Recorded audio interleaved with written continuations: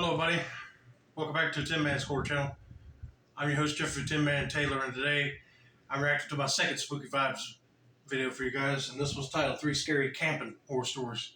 So without further ado, I'm going to turn these lights off, move the camera up here for you guys, and let's get this reaction on the road and in the bag, shall we? But okay, everybody, here we go.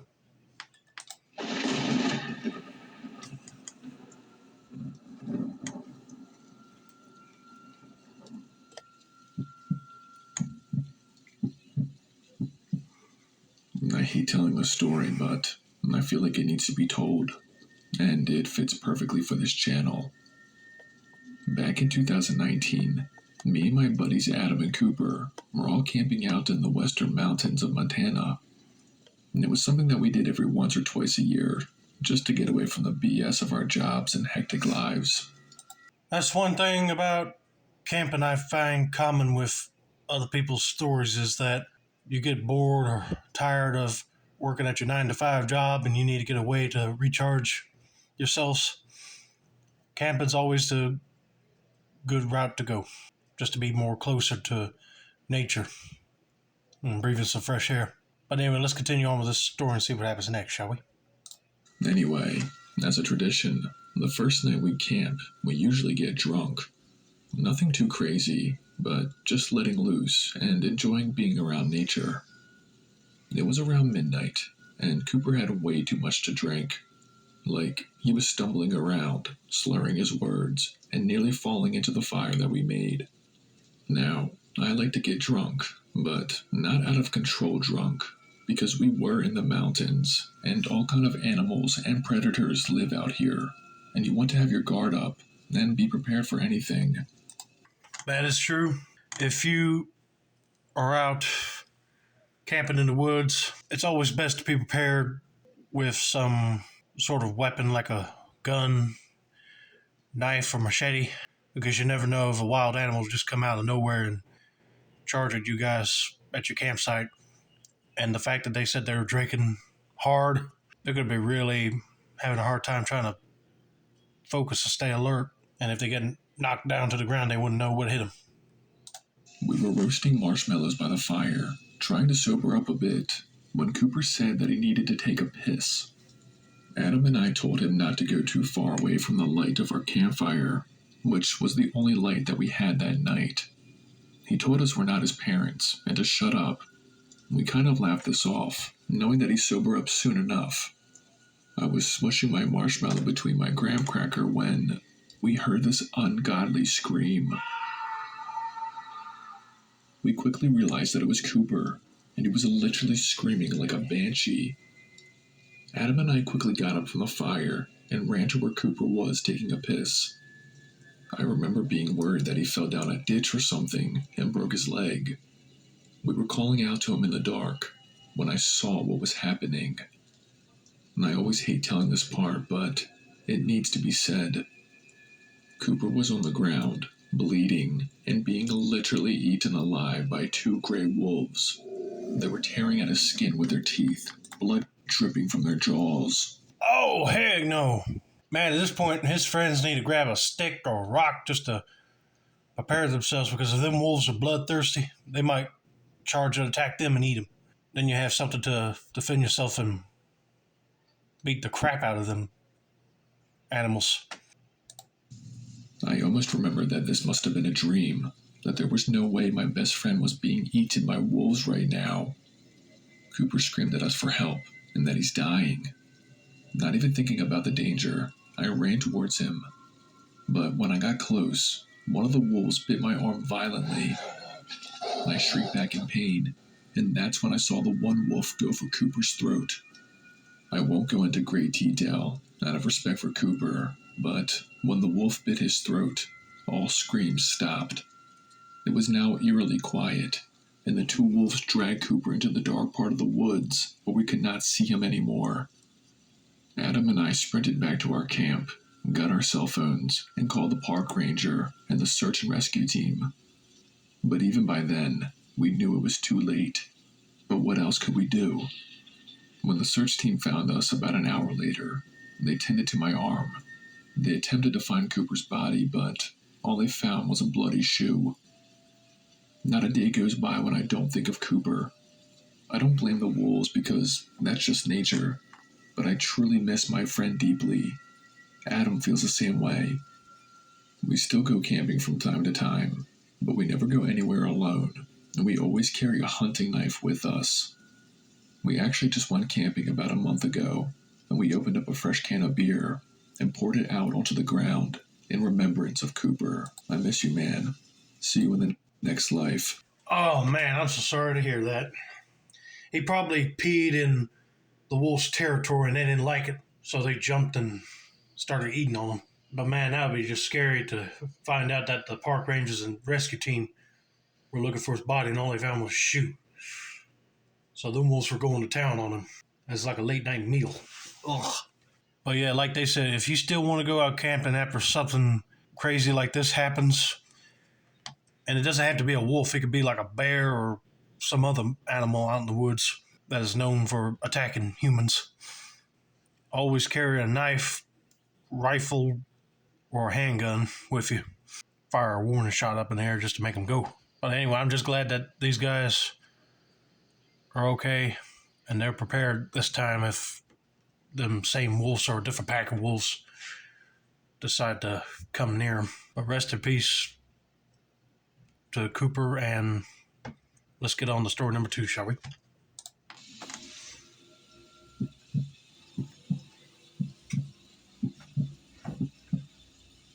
This story will be hard to believe, but I'm going to tell it anyway. Whether you believe it or not, that's on you. Me and my 2 buddies, Dan and Matt, were backpacking the Ponderosa State Park in Idaho. If you don't know where or what that is, it's basically this huge wilderness area about 9,000 feet above sea level. It's known for fishing, mountain biking, and boating. Anyway, when dusk was settling in, we decided that we should start looking for a place to pitch our tents.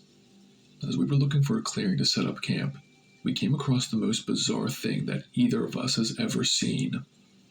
In the small clearing that we were passing through, hanging from the trees, were hundreds and hundreds of dolls. Like the dolls that you would find in a thrift store or something. They were all naked, and every single one of them had their eyes cut out. Okay, I'll be alarmed at that point, because that ain't normal going to the woods seeing naked dolls with eyes cut out. Seems like that there's a crazy person out there in the woods, but I would have been calling the park rangers ASAP just to let them investigate it, because if you stay there at nighttime, you do not want to run into the person that created that scene. And what was even stranger, each doll had a red X painted on their stomachs. It was like walking into some trippy nightmare. I knew that no one was going to believe this, so we all took our phones out and took pictures of them. It was so weird seeing them just sway gently in the trees. By the time we finished taking the photos, we found another clearing not too far from the dolls and decided to pitch our tents there. Now, Dan and Matt both said that this part never happened, but I swear it did. When we were sleeping that night, I could hear these whispers right outside of our tent. It sounded like children whispering. I wish I could tell you that I was man enough to go and investigate it, but I just sat there in my sleeping bag, praying for some sleep to come. Oh yeah, I'll be doing that too, because if you hear children just talking, I'll be scared to go out too, because you never know, it might be some dark entities that were conjured up out there in the woods and they're acting like children just to scare you and lure you out of your tent. But man, I cannot believe the other guys don't believe this person telling the story. But of course, they were probably fast asleep. They didn't even hear nothing. When we woke up the next morning, we decided to go see the dolls one last time before we headed out. And here's where I can't explain what happens. When we got back to the exact spot where the dolls were hanging, nothing was there. No dolls dangling in the trees, nothing. And at first we thought it might have been the wrong clearing, but we correlated the pictures we took with the clearing, and it was indeed the correct area. None of us can explain how hundreds of dolls hanging from trees could somehow just disappear overnight.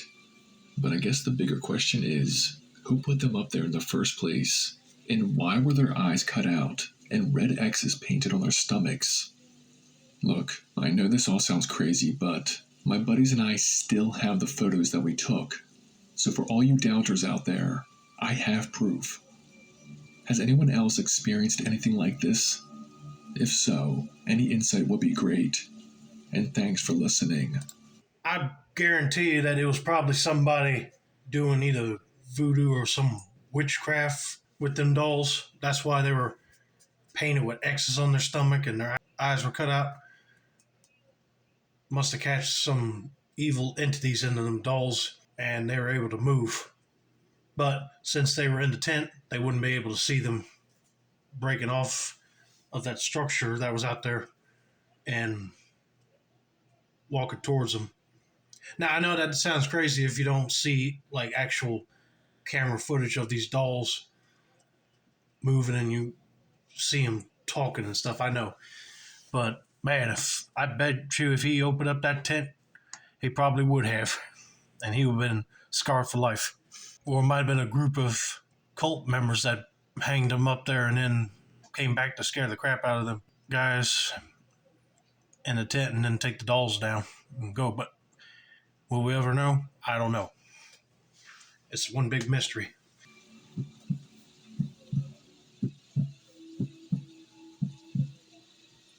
So here's a story that I still can't explain to this day, and maybe you can help me out. I live alone with my dog Cody in a heavily wooded area in lower Wyoming. One of Cody and I's favorite things to do is to go out camping in our woods. It's a pretty easy thing to do, being that my backyard is just miles and miles of woods with no neighbors.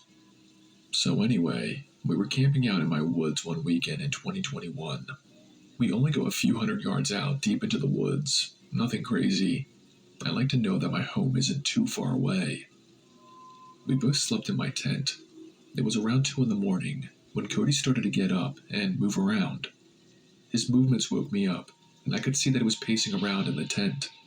And I figured that he just needed to go to the bathroom, so I opened my tent and let him out. Cody is trained, by the way, so he would never run off and always comes back when I call to him. It had been almost 10 minutes since I let him out, and I was actually starting to get kind of worried. There are other animals in these woods that could actually harm us if we were not too careful. I got out of my tent. The moonlight was literally the only light that I had to see in the dark, and I called out for Cody. All I could see were deep shadows in the trees. I was starting to get really worried when all of a sudden I saw Cody sprinting back to me to my left. My heart was so glad to see him, but my happiness was only short-lived. I bent down to pet Cody when he dropped something out of his mouth. At first I thought it was a dead squirrel or a rabbit, but when I took a closer look at it, I realized that it was a severed human hand. I dropped the hand in disgust as Cody barked for joy, like he had brought me back a gift. Terrified out of my wits that someone could be severely injured or dead nearby, I immediately dialed 911 on my phone. Now here's the part that I cannot explain. After an hour of waiting, a search and rescue team came out to help locate the injured or dead person. They canvassed the woods and even brought in other dogs to help them sniff them out. The whole process took over a week, and they literally found no one. Nothing. How could my dog find a severed hand, but we could not locate the body it belonged to? I'm writing this almost 2 years later, and there is still no update. The police and fire department are just as confused as I am. We honestly don't go camping as much as we used to. My biggest fear is to wake up in the middle of the night to that person walking around with no hand, or even worse, to whatever did that to them. Life is weird, y'all. Be safe.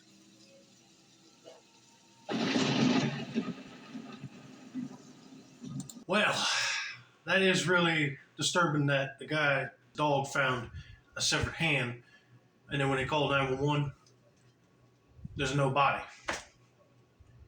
How's that possible? Maybe they're not widening their search.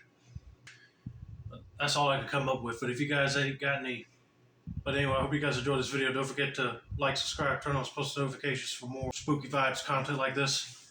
This has been another successful installment of the Tin Man Score Show. I'm your host, Jeffrey Tin Man Taylor, and I said that's a wrap, and have a nice day, all.